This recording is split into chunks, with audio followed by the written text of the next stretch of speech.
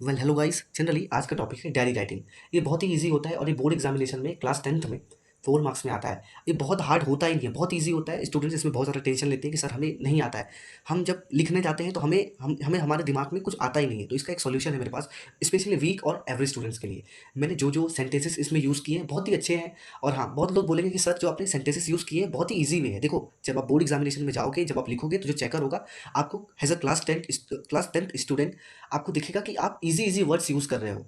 आप hard words use करोगे तो वो समझ जाएगा कि आपने कुछ कुछ ना कुछ खिचड़ी पकाया है। तो इजी वर्ड्स यूज़ करो जिससे अट्रैक्टिव लगेगा, कि उसे समझ में आएगा कि हाँ, बच्चे को आता है। So come to the point. Diary writing में जनरली 2 चीज़ें इंपॉर्टेंट होती है। पहला है फॉर्मेट, दूसरा है हैंडराइटिंग और तीसरा बोल सकते हैं टाइम मैनेजमेंट। टाइम मैनेजमेंट सबके लिए इंपॉर्टेंट होता है। इंग्लिश सब्जेक्ट में राइटिंग सेक्शन में सबके लिए इंपॉर्टेंट होता है टाइम मैनेजमेंट और फॉर्मेट और हैंडराइटिंग। सब कम टू द पॉइंट। जैसा कि आप देख सकते हैं, इसमें 3 चीज़ें इंपॉर्टेंट होती हैं। डेट अच्छी तरीके से लिख देना, देन टाइम। आप अपने बोर्ड एग्जामिनेशन में यही लिख के आना, कोई दिक्कत नहीं है। देन एक लाइन छोड़ के डायरी राइटिंग लिखना, देन इसके बाद ये पूरी चीज़ें आती हैं। अगर आपने बहुत लोग को यही चीज़ें देख के डर लगती है कि सर हम जब लिखने जाते हैं तो हमें समझ ही नहीं आता हम क्या करें। तो इसका सॉल्यूशन मेरे पास है। जहाँ-जहाँ मैं टिक करूँगा आपको वो चीज़ें वो टॉपिक के रिलेटेड चेंज करना है, बाकी सेम टू सेम यही कॉपी पेस्ट करना है आपके बोर्ड एग्जामिनेशन में। ठीक है? Let's begin. देन जैसे कि देख सकते हैं आप, today was very special day. ये हर नोटिस राइटिंग में आप सॉरी हर डायरी राइटिंग में आपको इसी तरीके से लिख के आना है। ठीक है? इसी तरीके से ही लिख के आना है आपको अच्छी तरीके से। But I still learn something knew about. और अबाउट के बाद आपको जो ये चीज़ें दिख रही हैं, जो भी आपका टॉपिक दिया है आप इधर लिख देना। ठीक है? जो भी टॉपिक दिया है उसे अच्छी तरीके से लिख दीजिए। Then and I had a nice time with my friends and made me a very happy today. My friends made me a smile. I felt lucky to have them. Generally this topic of के बाद जो भी topic दिया है इधर पे देखिए, जो भी आपने टॉपिक आपके बोर्ड एग्जामिनेशन में दिया होगा सेम टू सेम यहाँ पे आप कॉपी कर देना। ठीक है? अब ये मत लिखना मेक इन इंडिया, कुछ भी हुआ, डांस हुआ या फिर आप कहीं घूमने गए हो, कुछ भी हुआ तो आप यहाँ पे उस टॉपिक को यहाँ पे लिखना। ठीक है? Then is very important for us. The weather of the today is very beautiful and I like looking at the sky. I cannot see again the moment of my life. It is an important memorial thing happen on my life.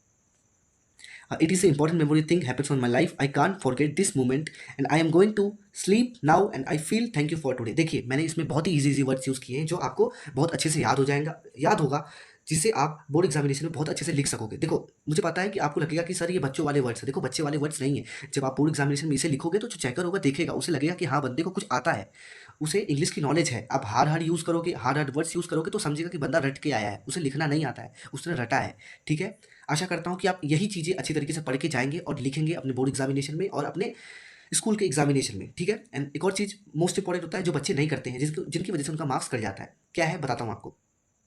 आपको अच्छी तरीके से pencil का use करके इसे cover कर देना है बॉक्स में। ठीक है?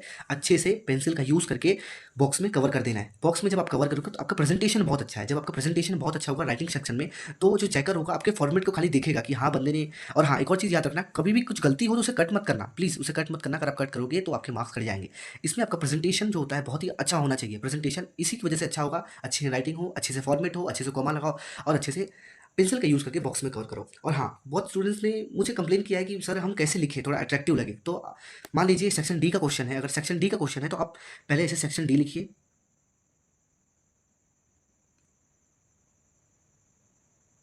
सेक्शन डी लिखने के बाद अच्छी तरीके से थोड़ा डेकोरेट कर देना इसे। मतलब डेकोरेट कैसे करना है, ऐसे। देन देन सेक्शन डी का लिखने के बाद आपको डायरी राइटिंग यहाँ ऊपर लिखना है। डायरी राइटिंग मेरे पास जगह नहीं था, सॉरी, इसलिए मैंने नहीं लिखा। आप यहाँ डायरी राइटिंग अच्छी तरीके से लिख देना। ठीक है? डायरी राइटिंग, नोटिस राइटिंग आए तो नोटिस राइटिंग, जॉब एप्लीकेशन है तो जॉब एप्लीकेशन, फिर एक लाइन छोड़ के आप स्टार्ट करना। ठीक है? जब आप अच्छे से स्टार्ट करोगे तो आपका जो प्रेजेंटेशन होगा बहुत अच्छा लगेगा। ठीक है? देन आंसर आपको कैसे लिखना है तो पता ही होगा। अगर आंसर 1 है या फिर आंसर 12 है, आंसर 3 है, कुछ भी है, जो भी है, आंसर जो भी है आपको यहाँ लिखना है आंसर 12। यहाँ पे आंसर 12 लिखने के बाद पहले आप सेक्शन डी लिखना। सेक्शन डी लिखने के बाद एक लाइन छोड़ के उस दूसरे लाइन में या फिर उसी लाइन में चलेगा, job application, notice writing, email writing, जो भी टॉपिक दिया गया है अच्छी तरीके से लिखिए। देन उसके बाद आप चालू कीजिए, जिससे आपका प्रेजेंटेशन बहुत अच्छा होगा। Thank you so much. अगर आपको कोई भी डाउट हो तो प्लीज़ कमेंट सेक्शन में पूछना। Thank you so much everybody. Please share करना अपने फ्रेंड्स में और सब्सक्राइब करना।